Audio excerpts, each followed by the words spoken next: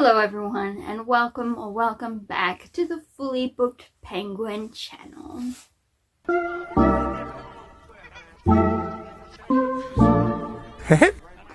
Hello, I am Hannah, the host and owner of this channel, and welcome to this video, which is our October reading wrap-up.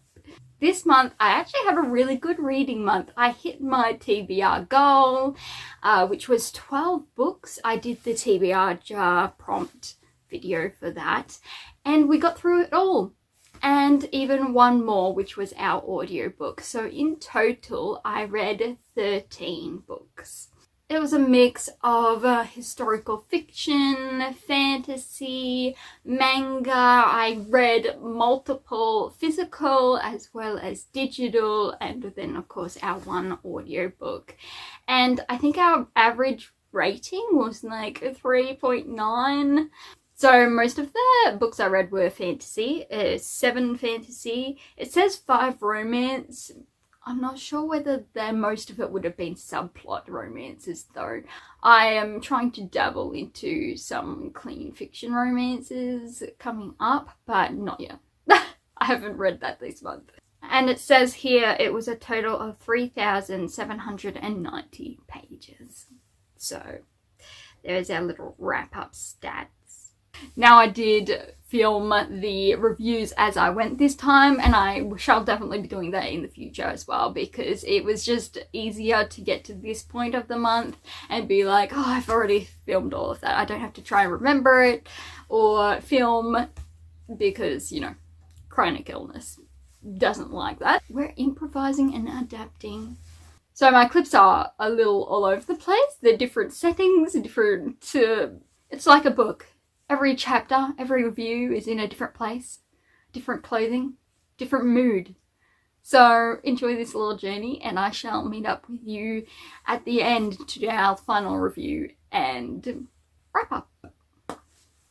I am filming outside, so you hear birds, breeze, cars. Please excuse me. Now, why are we sitting outside to do this review? Well, it's A Little Bush Maid by Mary Grant Bruce, and it is an Australian historical fiction. What is A Little Bush Maid about? It is about Nora, who is a 12-year-old, and she lives on a sheep and cattle station in northern Victoria, Australia obviously. Her father is actually the owner of the property, and they have different characters as servants or staff on this station. And it also follows her brother Jim and Jim's 2 school friends, Wally and Harry. Now, while Nora is technically the main character in this, it is in third-person point of view, and through the first half, while Jim and his friends are there, we kind of get more of Jim's voice, because he's telling these different tales of adventures of the past with Nora and him and his family. And of course, Wally and Harry are listening in. It also has their current adventures. So it's like they're going fishing and camping while telling past stories. So really Australian, like outback Australian. It is set in very early 1900s, so it was published in 1910, so it's quite old, and some of the sort of treatment of Aboriginals and sort of their hired help is a little outdated. It's accurate for the time though, so you have to go in knowing that this was sort of the accepted way of thinking. Is it accepted now? No. Should it have been accepted back then? No. Like, no one's saying this is the way to go. It's just a half a course that this is the way it was. It's kind of interesting because A Little Bush Maid was actually a serial release. So Australia had newspapers or magazines, and they would release a chapter at a time pretty much as the magazines got released, which I find pretty cool. I know that a relative of mine even released some of her stories in these serial magazines / newspapers. And I'm fascinated by that idea. That might still be around, but it's definitely not the norm. The early on chapters, I didn't really initially connect. I was like, okay, it's okay, but not really interesting. But then we go into a camping trip, and then the real Australian summer camping, going fishing, going swimming, really kicked into gear. And of course they're on their own land, their station, and it's kind of fun listening to their stories. A real thing about like country Australians, less so today, but definitely when I was a kid and way before I was a kid, was the storytelling. Like, you would gather around a campfire and just tell stories. Some of them seemed like tall stories, but nonetheless, it was like, here's what happened to us, here's these little tales. And that's what social engagements ran on. Just these funny tales that you could have a laugh at or be like, wow, life is crazy. Later in this book, we kind of follow a mystery of sorts, and it was fun as well. I gotta say, it kept me interested. I'm like, okay, we're going through this part that is just like really country Australian, and then we get to really like a mystery kicks in as soon as Jim and the others sort of leave, and I'm like, yes, great way to keep the story interesting. I don't know how to describe the writing exactly, but it is more reflective, more this is happening, but here's past things through storytelling. Yeah, I gave it 4 stars. It's very good. I know that later books get more interesting, more stuff is happening in later ones, so I'm excited to read them.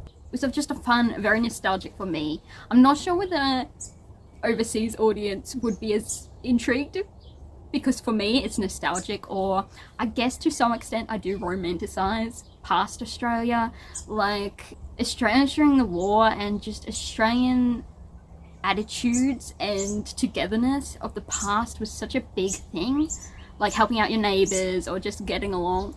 I do think Australia has sort of lost that. We have definitely lost a lot of the sort of Australian attitudes. Now we're seen more as a meme.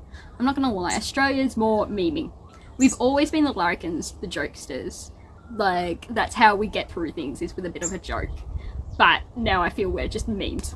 So it's very different, and so therefore I romanticize sort of past Australians where you could rely on each other, you always had each other's backs, you would joke over it, and that's how you bonded. So yes, 4 stars for A Little Bush Maid by Mary Grant Bruce, an Australian historical fiction.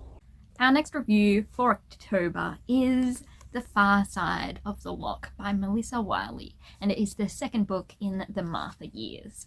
And this is a Little House book, and it follows the great-grandmother of Laura Ingalls. In this book we follow 7-year-old Martha, and her family is sort of splitting up. Her 2 eldest brothers are away, they've gone to like this boarding school, and her younger brother, Duncan, he's off at school most of the time, so you don't really see him, and meanwhile her older sister is kind of being a brat. Again, we follow Martha as she sort of goes through life in the Highlands, but it focuses less on that. I mean, there's a couple of moments. We sort of focus on her uncle and cousins as they move to a nearby house, and some little drama, childhood drama, that comes with that. Martha, again, was our energetic young lass who just wants to be a part of the working class. She's just interested in the cooking and the cleaning and what they're doing with the sheep and just all of that, while undergoing her own observances of others growing up around her and her holding onto this childlike youthfulness and excitement, while others are obviously frowning upon that and being like, she's 7 years old, yet they act like she should start growing up now. And that's my biggest gripe with some of these characters, is in order for these girls to grow up, they have to give away all this joy from where they are. Like Grizzy and the cousins, they all almost now look down on like the stone house and all these other fun sort of more adventurous things of the land. And Grizzy never gets called out for her snooty behaviour. Like, she's rather mean to Martha at times. And when Martha snaps back, of course, the parents are like, oh, Martha. But they never call Grizzy out on her attitude issues.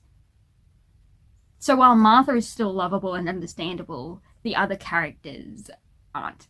And it's sort of seen as, oh, Grizzy's sort of growing up and becoming a lady, and so she wants to go to balls and dances and all that, but really she's just becomes obnoxious and mean and snooty and very self-focused, which I know sometimes girls can get absorbed into that side of life as they grow up, but it's okay to call out that behaviour.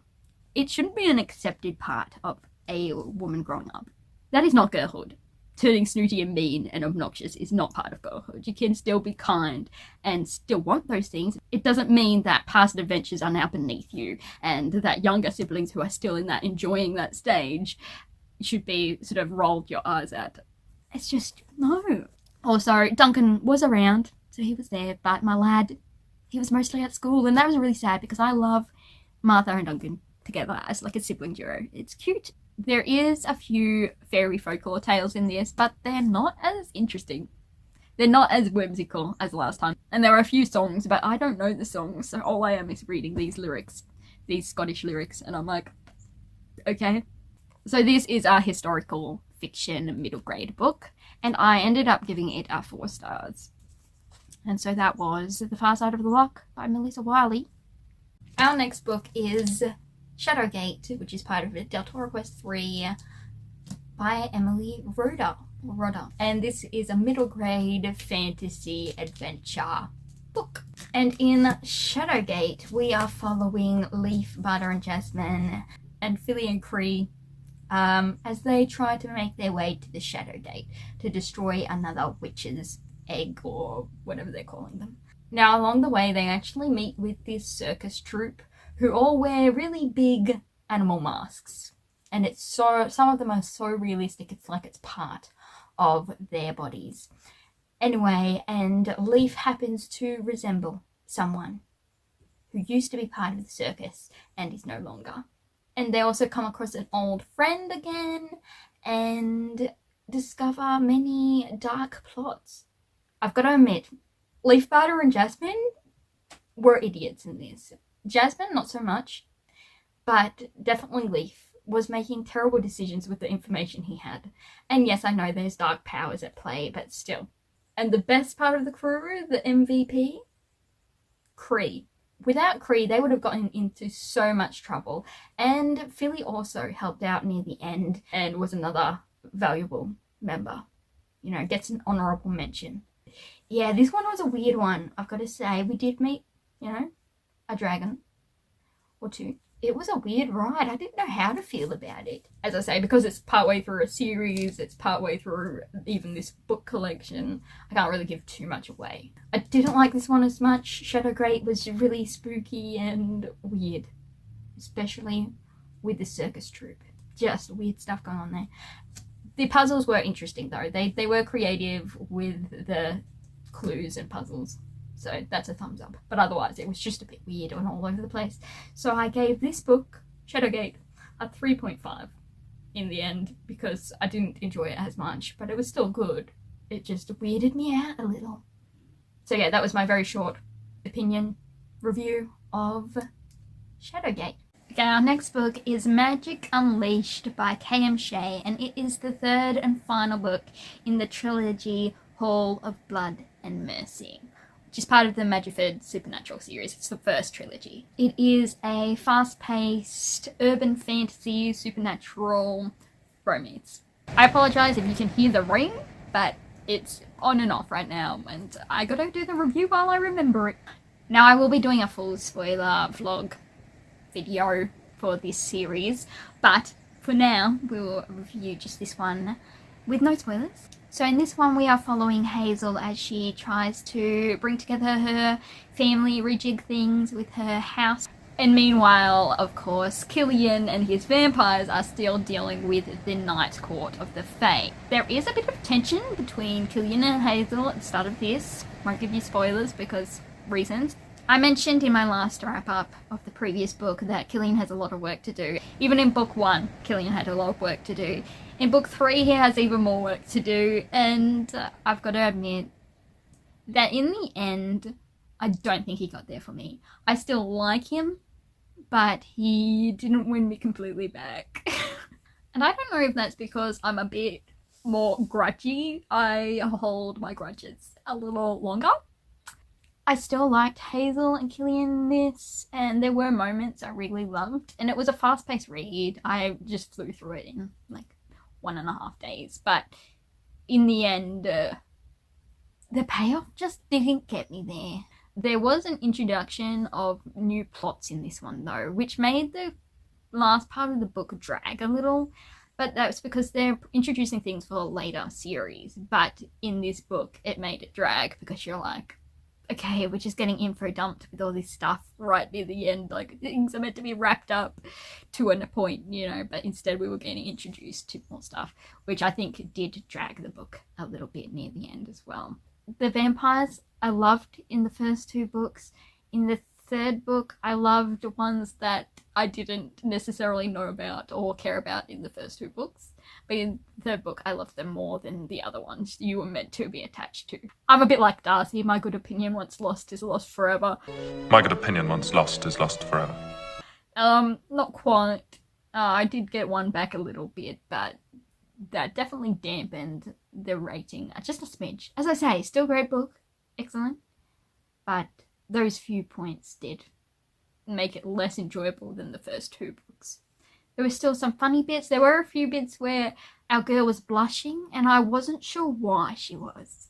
Other than handsomeness. I couldn't tell what in the conversation made her blush, because I wasn't getting it. I was like, what? Why is she suddenly blushing? Maybe I'm an anti-romantic. Sorry, I'm an anti-romantic. I don't know, but something wasn't kicking in for me, so...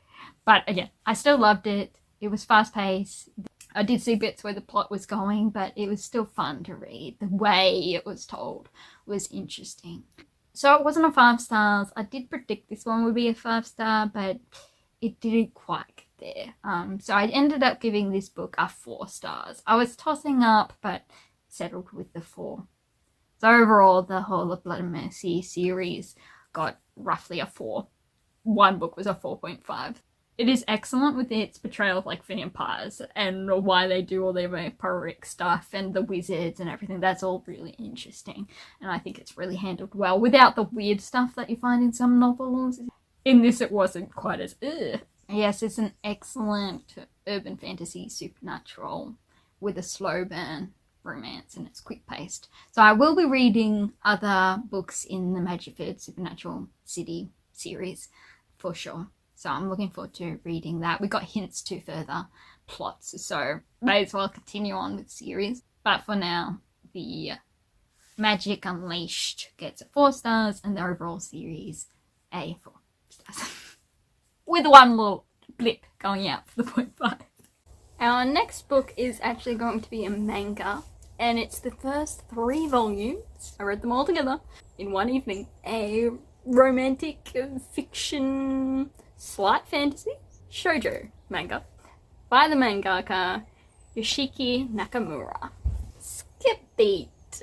So Skip Beat follows Kyoko, and she is currently in Tokyo working 3 or so jobs to afford the apartment and living expenses for her and her childhood friend crush situationship Shotaro. Now, Shotaro actually asked Kyoko to go with him to Tokyo so that he could pursue a role in the showbiz as a singer. And so while he's pursuing his dream job in the showbiz, Kyoko is working all these jobs. Now, very early on in the manga, you find out that Shotaro is in fact using Kyoko, that he considers her a bit of a maid, like she's there to serve him because he is a great star. And Kyoko unfortunately hears this, and she unlocks her inner Pandora's box. And she loses her ability to love and gains little angry spirits that haunt other people when she requires them to. And she swears revenge on Shotaro and aims to join the showbiz. So in these first 3, we follow her as she finds out about the betrayal, she joins or attempts to join showbiz, and then through a series of events and twists and turns, joins the Love Me section of LME Entertainment. Now, LME is actually the company of Ren Suruga, and he is Shotaro's enemy number 1. Let's put it that way. Shotaro wants to be more handsome, considered more cool than Ren. And Ren doesn't really care, but what he does care about is the acting business. And he is very serious about it. And so when Kyoko comes in swearing to use acting as a revenge scheme, he is not so happy about that. And so Ren becomes enemy number 2 to Kyoko. And so we're just following her as she enters into the showbiz. It's much fun, much hilarity. Now in this, I admit there are bits where you're like, oh, a little bit cringe, but Kyoko is not your usual shoujo main character. In fact, the mangaka just admits that she's like, nobody is going to like Kyoko. She is not your average shoujo girl. And I admit, but that's why I love it. I mean, she's vengeful, she holds a grudge like no one else, she has little spirit demons that she can use to torture and hold people down and pursue them so that they give in to her demands. You know, so in that sense, not usual sunshine character, but at the same time, she is sunshiny because those she is loyal to get all her loyalty. And all she wants is sweet things like a regular high school life. She wants cosmetics and she just loves princess stories and everything. But she's also had a hard life, so we're following her along in that. I love it. I love all the characters. Side characters as well are impeccable in this. You love the side characters just as much as the main characters, and you hate the characters you're meant to hate. Now technically this is a reread, and before I rated it a 4.5, and I once again rate it a 4.5. There's a little echidna over there. He's saying hello. Cute. Echidna break.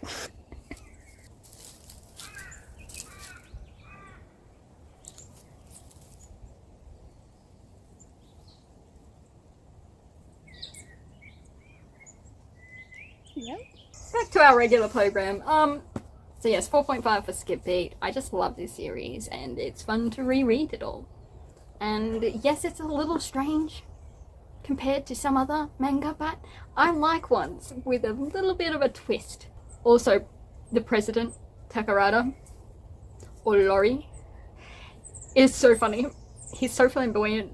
He's so strange for a president of a company, but he is president of an entertainment company. And he is obsessed with love and romance, and therefore why our Kyoko ends up in the love me section of his entertainment industry. Oh, echidna waddles are just so cute. Anyway, got distracted again. That is my review of Skip Beat. I recommend you read it if you're into manga. The next book we completed this month is Anne of Green Gables by L.M. Montgomery, and I would classify this as a historical fiction.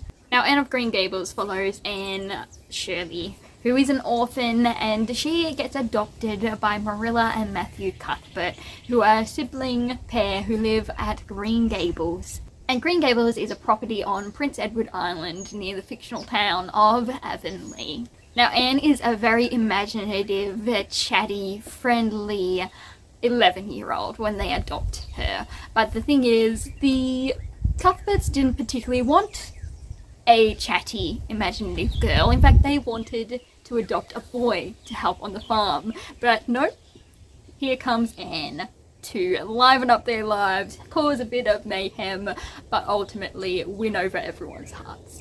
Now, Montgomery's writing style is so observant and creative and imaginative in itself. I think when she's describing the settings and what Anne is seeing, she uses simple yet gorgeous and colourful language to describe the plants and nature. Now, as I said, Anne is so chatty, like she talks a lot. In Anne's chatty ways, she is known to use big words and stuff, but yes, does she go overboard with her imagination? Absolutely. But at the same time, she brings such a light and a sort of a funny view of all her surroundings and even the characters around her, and the fact that she manages to win over so many just by being so innocently excitable. Now, Anne does go through a lot of growth because she gets adopted at 11, but at the end of the book she's 16 and a half, so almost 17, and she does go through a development and she learns different lessons and she learns them well through her mistakes. Some of the musings on how Anne has changed really hit home for me. They really speak to my own nature and character. Now, I do feel the similarities between me and Anne, and I'm not just talking about my red hair. Obviously, we're not the same person. I have a very different methods, and I'm not that chatty. In fact, most people would say I'm very quiet. I am like the introverted version of Anne Shirley. Now, as Anne grows up, she becomes a bit more silent. Marilla notices she doesn't chatter on as much. And Anne says something along the lines of, you know, she knows what to keep to herself and what to share. Like, she keeps some of the observations and joys just for herself. As in, she doesn't need the judgment of other people clouding over her own joys. As much as she loves to share that imagination and joy with her kindred spirits and everyone around her, ultimately she's learnt that she can have that joy in just her inner self. Which is kind of sad that she feels she has to reserve herself, but at the same time, it's not like her inner joy is affected. It's just that others don't get that joy as much either, you know? But that's because she's had so many people be like, oh, what a weirdo. And she's reserved herself down a little. And that's not a bad thing. It was just an interesting observation that Anne and Marilla and them made. And obviously Montgomery states in the book. You laugh at Anne, you laugh with Anne, you imagine with Anne, and ultimately you do cry with Anne, because some of these characters are so lively and so full of character all the way through. Now, I am going to make a video about some of the adaptations and how they stand up against the original true version. And since I am a loyal girl to the original version, there might be some tea or opinions being thrown around during that video. But you can look forward to that whenever that comes out. But for now, since I am a loyal girly to my Anne girl, I ended up giving this a 5 stars. It's just so classic, so fun, and so inspirational and everything to me personally as a writer, an imagination book girly, and yeah, I just loved it all. That was Anne of Green Gables by L.M. Montgomery, and I gave it a 5 stars. The next book on the list is Ranger's Apprentice, The Burning Bridge by John Flanagan, and this is a fantasy young adult series. It's between middle grade and a young adult, somewhere in there. Honestly, anyone can read them. And in this we follow Will, who again is the Ranger's apprentice, and he is off with Horace and Gillen. And they're sent to do some diplomatic messaging services, pretty much, to the Celtica, and they come across a new character along the way, and meanwhile Holt and Alice and Pauline and Baron Roald and them, they're all having a slightly different time preparing for war against Morgorath. Now, it took me a moment to get into this book because John Flanagan, he unfortunately gives away a certain detail in the very first chapter, in the prologue, which is important to read because it sets up everything in the book. But also, I feel like he gave away a big point that could have been a twist. Had I already figured it out without him giving the last 4 sentences of the prologue? Yes. But that's because I've got a suspicious mind, okay? If you were just reading it generally, you may not have known. And yet, John chose to just give it away. And I really think it would have been better if we didn't know, because the other characters, they don't realise, but you know the detail now. And so you're just waiting for the penny to drop. Honestly, it was a bit draggy in the beginning. Fortunately, it picked up, I don't know where around, it picked up around chapter 11. And fortunately, from then on, it was great. It does end on a cliffhanger though, so be forewarned, you might want the 3rd book nearby because it's very cliffhangery at the end of this book. Now, I really enjoyed following Holt, actually, and Pauline and them, because they had the funnest time, and it was so funny. It was like the breath of fresh air between the other part of following Will and being like, this is a little boring. They introduce more countries and lore and characters in this one. So you're introduced to a whole heap of people and you're like, okay, welcome to the family, characters, welcome in. Obviously it was setting up for future books in the series, this one, but it's a fantasy series, so you expect some of that to happen. So given the sort of beginning of the book and then the fact that it ends on a cliffhanger, I ended up rating this book a 4 stars. Yona of the Dawn, volume 26. It was our next breath of fresh air in the reading of this month.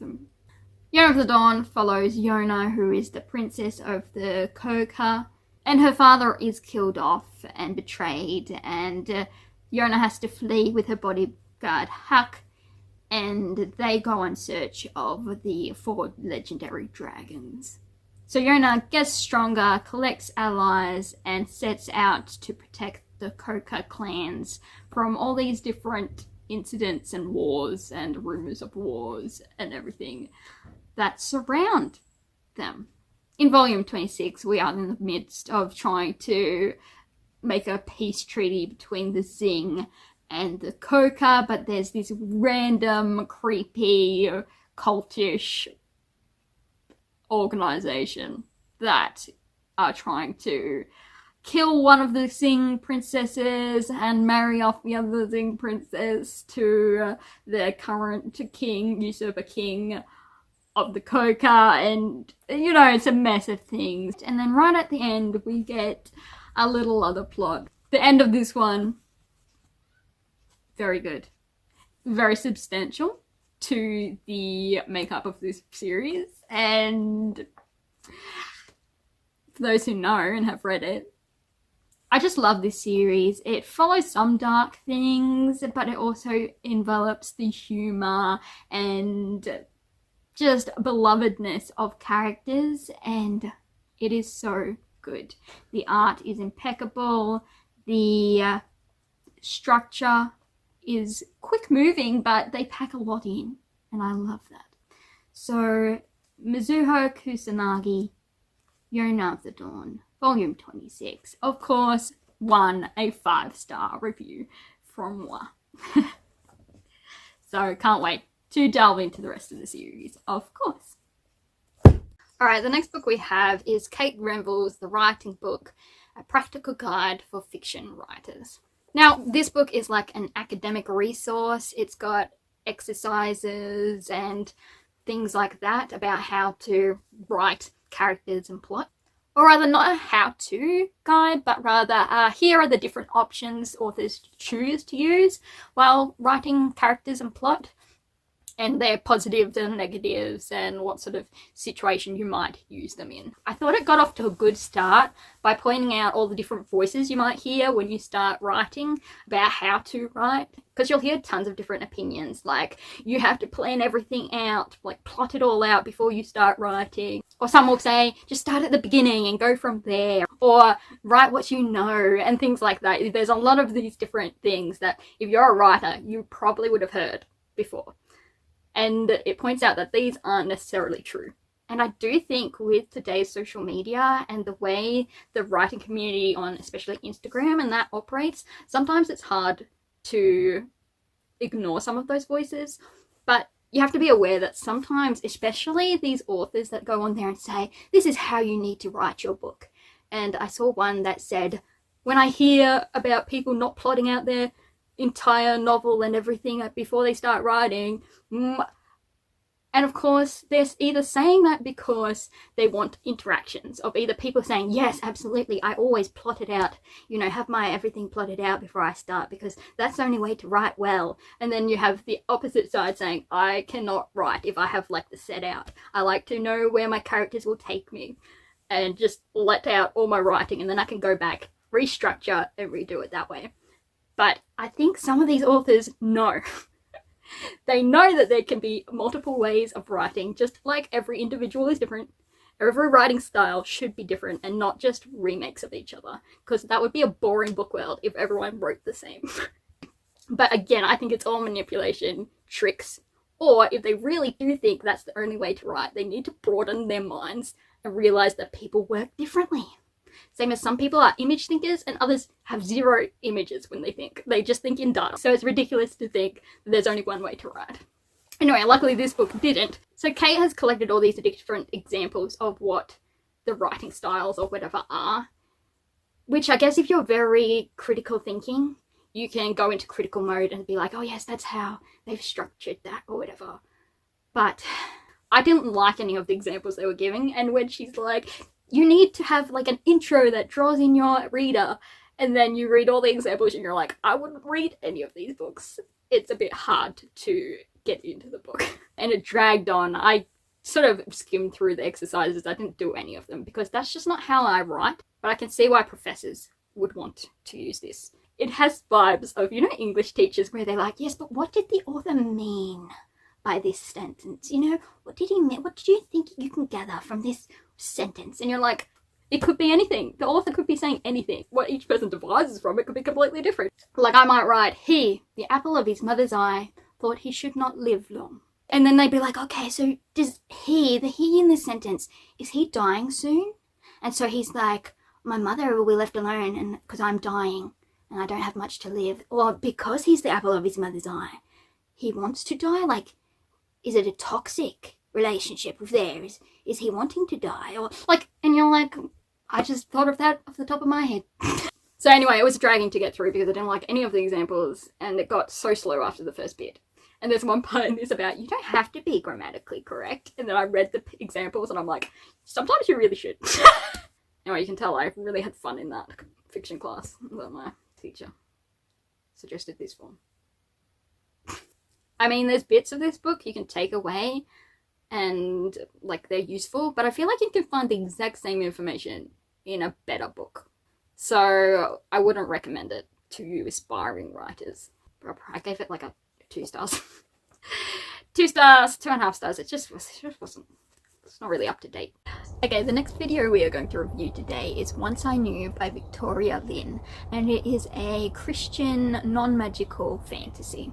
So this novel follows Violet, who is in the kingdom of Alira, and she has her own little land, and she lives on this land with her grandmother. But one day, Violet is tending to the fields, and a strange horse approaches her, and she recognises it as a Kingsman's horse. Now, the Kingsmen are actually under the rule of the current regent, who is Chancellor, I don't know, he's got a strange long name, but I called him Egward.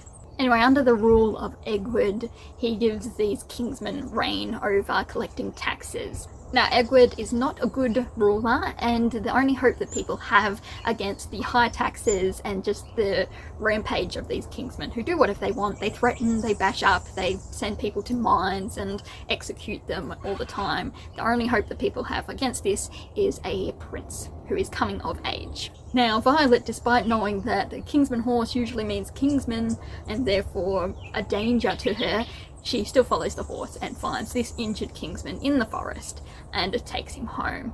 But it turns out this Kingsman, he doesn't remember who he is. He has amnesia. So despite, you know, caring for this Kingsman, she also fears that when he gets his memories back, he will, well, execute her. And Granny will be left alone because Granny has dementia and is most of the time not really there. So that's the general intro to this book. Now into what I thought of the book. This book has a lot of monologue. So you get both Violet's point of view and Amnesia Kingsman's point of view. You are inside these characters' heads probably 90% of the book, and they think a lot. My issue is that, especially with Violet, I didn't like what she was thinking most of the time. Like, I couldn't relate to her. I found Violet to be a very self-focused character, and it is meant to be shown that she's this strong, independent, because she has to be kind of character. But it comes across as she's very, like, she'll do whatever she can to keep herself and her granny out of trouble. And she will yell and kick and whatever, ignore, be very icy to whoever she feels interrupts that, i.e. Amnesia Kingsman. She is so cold to him for about all the book. My Amnesia Kingsman, which I called Mr. Kingsman, he started off great. I liked his point of view. Despite his amnesia, he put in a lot of work around the farm and he genuinely cared about these people that had taken him in. But about the 50% mark, he lost his spark. He sort of lost this sort of courageous, he'll stand up despite his, I guess, amnesia-ness. And it was so cool up until that point, and then he lost that feeling of courageousness. He still technically did, but it wasn't the same. In the end, the only characters I really liked, and were like, they're my boys, was Handsome Horse, which is the Amnesia Kingsman's horse. I named him Handsome Horse. His real name was Cigarette. And all I could think was, that sounds like cigarette. Cigarette. I'm like, no, he's Handsome Horse and forever shall be Handsome Horse. Then there was a blacksmith I really liked. He gave fatherly, warm, cuddly vibes. And then right at the end, we were introduced to a commander Kingsman. And I liked him too, because he actually got stuff done. There was a lot of grammatical, spelling, punctuation issues, as well as the flow, because it's all monologue. There's a lot of clunky sentencing, and just really could have dealt with a good structural flow edit, and unfortunately it didn't, and therefore there's some inconsistencies, some dragging. Also, every single chapter, it felt like these characters were either nauseous or feeling like throwing up. Any kind of emotional turmoil they faced immediately went straight to their stomach, felt like puking, and it was to the point it was ridiculous. Also, Amnesia Man, there's no wonder that he has amnesia, because he gets knocked over the head and injured, kicked to the gut so many times. These main characters constantly getting injured. They really need to stay in bed, but by some miracle, I mean, you know, it's a Christian book, they are able to walk around and maybe wince and limp a little, but no other effects. And they kind of forget they're injured at one point, and I'm like, where were all the injuries? Why aren't we affected by these injuries? But the puking was the main thing that just, I couldn't, like, obviously this author immediately, whenever they're thinking their characters are in a space where they're really stressed, immediately nauseous. And the romance, which I'm meant to, you know, be wanting this whole time, just so, I could kind of support the male character, but even his admiration didn't make sense due to the way he was being treated. If you really take notice, Violet's feelings for her romantic interest are very self-focused. She only sometimes mentions that she admires his courage, and even the things she admires in the end, she hated and bagged him out for earlier in the book. When she's thinking about how much she likes this guy, it's all, oh, he makes me feel like I'm not lonely, like he makes me feel safe, or he makes me feel like, it's all herself. At the midway point, there's this event, and again she says, I can't deal with this, I don't want this to happen. Everything she does is very self, and I can't be in that kind of character's head. It drives me bonkers. I tried so hard to like this book. I read the whole way through, and I still never got any feeling of this is a book I would want to read again, or that I would recommend others read, despite really wanting it to be a good book. But in the end, I had to give it a 2 stars because frustrations. Therefore, Once I Knew by Victoria Lynn, unfortunately, from me, gets a 2 stars. But if you do choose to read this book, check trigger warnings, please. I went into this not thinking it would have some of the stuff it did, and it was very icky to me. I'm talking like sexual assault or harassment stuff, so it's very in your face. So if you get triggered by that, avoid this one entirely, if the 2-star rating doesn't put you off. But, you know, maybe you're interested in reading it. That's up to you. Different tastes. Different tastes. The next novel we are reviewing is actually a debut novel by Constance Lopez, and it is Of Stormlarks and Silence. And it is a standalone fantasy romance, which is technically part of a series. So it's the first book in the series, but it stands alone as well. Now, Of Stormlarks and Silence follows Ryeo-Han, who is a princess of a now defeated country, And she sets out for revenge against the kingdom that defeated her, and she plans on killing the prince and the king. Now, the king of this country is trying to collect mages like Pokemon, but he also doesn't like mages. So he hates them, but also wants all their power. Meanwhile, his son, Prince Tristan, who is his only son and therefore the current heir, actually shows Ryona, or Rhea as she's known in the castle, kindness, and he shows her compassion, and she starts to doubt whether he's really as bad as his father. And this of course creates a bit of conflict with her plan, because she still plans on killing the prince and the king, and to take back her homeland from them. Now here's the thing, I am not a big fan of stories where you know that the person trying to get revenge is sort of targeting the wrong person. You know, they target someone who doesn't necessarily deserve to be murdered. And you know very early on, due to POV within the first 2 chapters, that the prince isn't such a bad guy. I don't think it's much of a spoiler to tell you that, because you'll find out within 2 chapters. Because of these different characters and their backgrounds, it actually works out okay, but again, I just can't get into a book when I know they're targeting the wrong person, because I'm like, oh, and they hold on to that hatred despite all the evidence. They're like, I don't want to let go of this revenge plot, even though all the evidence says that this guy might not be as bad as I once thought. That was one thing that just didn't win me over, but there is quite good humour, and I like the side characters. There's a few kids in this, and I love the kids with all my heart. And the plot did have a few twists that I didn't necessarily see coming. One of them I did, but the plot was enough of political intrigue and who's doing what that it did retain my interest in that sense. But mainly it was the characters. Mainly it was Tristan, the prince. His point of view was by far my favourite. I liked following him around. By the end I liked Ryona, but it was still, yeah, mainly Tristan and the kids that won me over.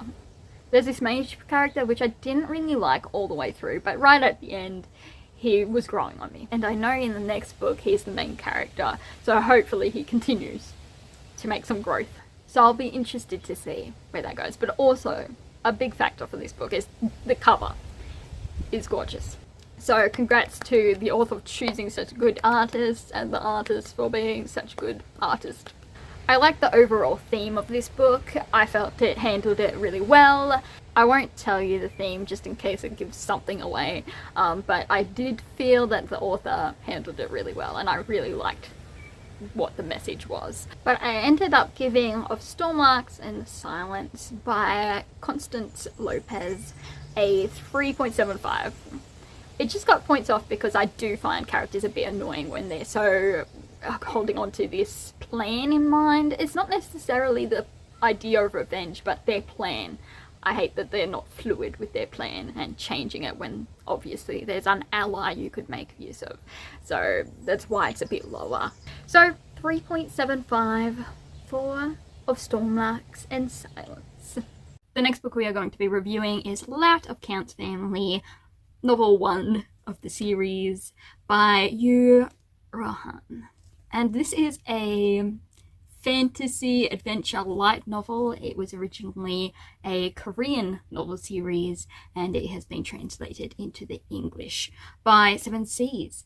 So this novel follows Cale Hennetis, who is the son of a count, and he is known to be quite a lout, as in he drinks a lot of wine, he doesn't really have any responsibility, and he tends to be very obvious when he dislikes something, whether that be people, food, wine, all of it. But one day, Kim Rok-soo, who is a Korean from the real world, woke up as Cale Hennetis, who is actually part of a series, Birth of a Hero. And Rok-soo actually read up to volume 5, I think, of Birth of a Hero before he woke up as Cale Hennetis. And he decides he likes the lazy life, the loutish life of Cale, but he would like to forgo the fate of being bashed up and taught a lesson by the male protagonist of Birth of the Hero. So with the insider knowledge from reading Birth of the Hero, Roxu, or Kale as he is now known, starts to collect a few allies unknowingly. More, he just wants to have enough people around him to protect him, but also so he can collect these artifacts which will protect him from any pain, because he doesn't want to get hurt, he doesn't want to get in any trouble, be involved in any of the wars. All he wants is this lazy rich life. And that is ultimately why he's doing everything. Now, what I love about this book is there are a lot of characters other than Kale in it, but it's handled in a way that you don't feel like it's too many characters. It's not like you're given this many characters and you're like, I can't keep track of them all.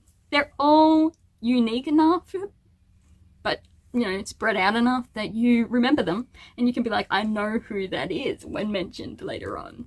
And Kale as the main character is definitely the highlight. I think his character is fun, and he can be funny but serious but relatable, but also because he's a Lout, he's meant to be a bit skewiff in his moral code. I think he is a little, but at the same time, he might have a little soft spot. Now, the translators, I feel, must have done a very good job, because all the way through, didn't find any mistakes or anything that I was like, oh, that's a bit weird. So, well done, translators, and of course to the original writer, Ryeo-Han. This book flew by as well. There's 388 pages in it.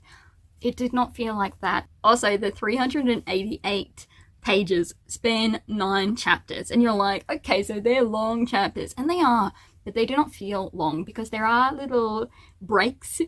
It's broken up by these little symbols, but the pacing of it all is so well done that you never feel like it's dragging, you never feel like it's going out of, you know, your control or anything, and it was just really fun. I was so glad that I picked up the novel and that I will continue to collect the novels, and of course that means I gave this book, Lout of Count's Family by Ryeo-Han, a 5 out of 5, 5 stars all round.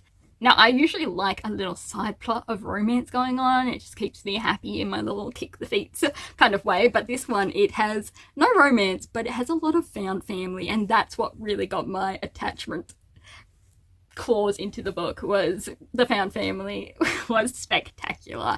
And just the fact that Kale, my little redhead Lout, is a favourite character of mine. And also, there's dragons. Well, dragon so far, and the dragon is a little sassy. Sassy lad. So yes, 100% Lout of Count's Family by Ryeo-Han, 5 stars. Definitely recommend picking up a copy if you can, or picking up on Kindle or something. Okay, the final book we are reviewing today is actually our audio book, which was The Blue Castle by L.M. Montgomery. And it is a historical fiction romance. And honestly, so The Blue Castle actually follows Valancy, or Dos as her family calls her, but we shall call her Valancy because that is her preferred title. Now, she is a 29-year-old protagonist, and she sort of has given up hope of ever finding romance, even though in her heart of hearts she really would like to find someone and live with them happily. Unfortunately, she doesn't have many prospects, and really her family don't let her forget that. Her family are rather upper crust, and Valancy has up to this point been rather meek and timid, has just gone along with it, and her family have put her in that role of she is that, and she's the poor, weak, unloved one of the family. And she is still living with her family, the Sterlings. They have their way of doing things, and they think that that is the correct way. And of course they have their judgments and their views, and there's a rich uncle who, you know, lords his little inheritance over the others as he has no children of his own. And honestly, they kind of just smother her. She's constantly being told what to do, what not to do, and Valancy can't seem to escape their judgment, but she also doesn't speak up against it. But in her little mind palace, which she calls the Blue Castle, she has a little castle, and she has all these imaginings of what life could be like if she lived in this blue castle. Now, unfortunately, one day Valancy goes to the doctor because she's getting a lot of chest pain. Her family are like, just take these pills, you'll be fine, you'll be right, young lass, it's probably just nerves, you're fine. And so she goes to the doctor, and he unfortunately has to rush off when she gets her diagnosis, but he sends a letter, and unfortunately Valancy only has a year to live, and that's like the best prospect he can give, because any shock or anything to her system will kill her. And now Valancy, rather than getting down on herself and going into a depressive state, she instead feels free. She's like, well, if I only have a year to live at the most, I'm going to make the most of it. So she starts saying the things back to her family that she's been thinking the whole time but never had enough courage to say. And she starts living her life as she wants. So it follows her as she finds this freedom and actually makes friends outside of the Sterling circles, which of course the Sterlings are very, oh my, how she's going crazy. She must have lost her mind. Maybe she's possessed. She's not. She's just living her best life. And so she meets new friends, and she actually comes into contact with this kind of recluse man called Bernie, and Bernie is known to be a drunkard. There's all these tales about Bernie, and Valancy isn't sure that any of these tales about him being a murderer and having had 7 wives and everything is true. And yeah, that's sort of what it's about. I adore Valancy as a character. Even when she's being timid, she still has the thoughts. Like, she's a bit witty and really has good comebacks when she allows herself to speak them. And actually, from her point of view, rather than the family only coming across as annoying and overbearing and like horrible, because she's your protagonist, she looks at it with a kind of amused light. So you are also amused while saying, yes, they are horrible, but also I can see how it could be amusing. And meanwhile, the riffraff, or the sort of lower class, they have their own personalities and a fun way of going about their lives. And really, it's just a comparison of how different values and beliefs really can form people's lives. And that what you see on the outside, or what they put forward, isn't necessarily what they are. Anne of Green Gables is set at a level where even like children and what that can enjoy it and love it, whereas the Blue Castle is slightly older, I would say. It goes into certain topics that I think are for an older audience, and especially since the protagonist is 29, so she's got these different viewpoints and things going on that are that little bit older. But the writing is still whimsical, sort of highlights the beauty of nature and people. And the way she's written it is kind of, even the cheesy bits or the cliche parts of the story are just fun. Like, you appreciate it for its cliches because of the way it's written and the characters. Sometimes you read a cliche and you're like, oh, okay, we're doing that, are we? Whereas in this, even though it's nothing new, you're like, yes, I was wanting that. I guess it's similar to some people with tropes where they're like, oh, I love, say, the where is my wife trope. Some people really love that, and even if it's in multiple books and you know that it's just added in because people like it. And so these cliches in this book are handled in a way that you're like, I'm glad that's in there, kind of thing. So in the end, I did end up giving The Blue Castle by Lucy Maud Montgomery a 5 stars. I just found it fun. It was relatable because I'm 28, I've got no marriage, and I have no prospects. I'm 27 years old. I've no money and no prospects. I'm already a burden to my parents. And I'm frightened. And I am a lover of the simple things and the sort of, well, they call it romanticizing life, but I think it's just finding the joys. So yeah, definitely recommend you pick up The Blue Castle, especially if you're sort of in your later 20s and older. You might find some of the things more relatable than, say, a young-minded person, but you know, you youngsters can try it out too. I would definitely recommend. It's just a fun, quirky read. So that brings us to the end of our October wrap-up, and I had a lot of fun. There were some lower ratings, there were some 5 stars, and I just had fun. But let me know what you have been reading, whether your ratings have been high or low, and if you've read any of these books, what you thought of them. And until my next video, peace!